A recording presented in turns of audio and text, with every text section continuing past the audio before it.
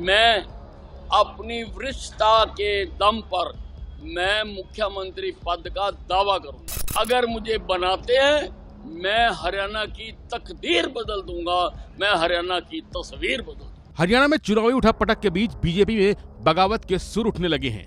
हरियाणा चुनाव में बीजेपी के भीतर सीएम पद को लेकर खींचतान जैसी खबरें सामने आ रही हैं, जिसकी वजह से यहां का सियासी पारा चढ़ा हुआ है।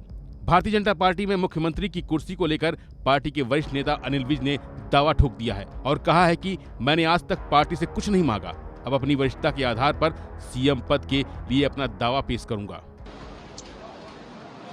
मैं हरियाणा में भारतीय जनता पार्टी का सबसे वरिष्ठ विधायक हूं। मैं 6 बार चुनाव लड़ चुका हूं, जीत चुका हूं और 7वीं बार मैं चुनाव लड़ रहा हूं। मैंने आज तक अपनी पार्टी से कभी कुछ नहीं मांगा है, परंतु इस बार सारे हरियाणा प्रदेश की जनता के कहने पर मुझे बहुत लोग आकर मिल रहे हैं और अम्बाला छावनी की जनता के कहने पर इस बार मैं अपनी वरिष्ठता के दम पर मैं मुख्यमंत्री पद का दावा करूंगा।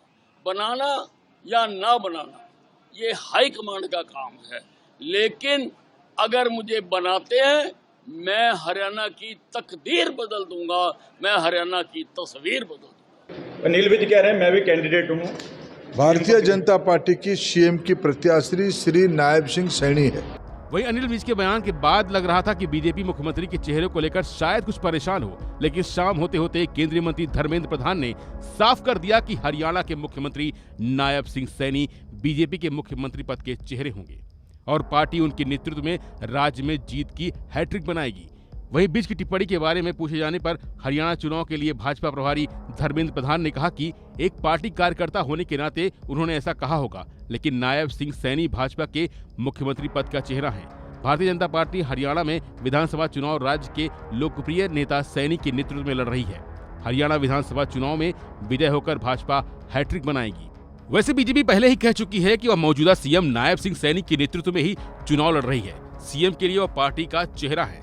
सैनी को फेस बनाने के पीछे राजनीतिक करीब 42% ओबीसी वोटर्स की है, लेकिन इसके साथ ही भाजपा ब्राह्मण समुदाय को भी यह संदेश देना चाहती है कि उनके लिए भी संभावनाएं खत्म नहीं हुई हैं। यानी एक साथ वह बीजेपी और ब्राह्मण दोनों समुदायों को साधने की जुगत लगा रही है।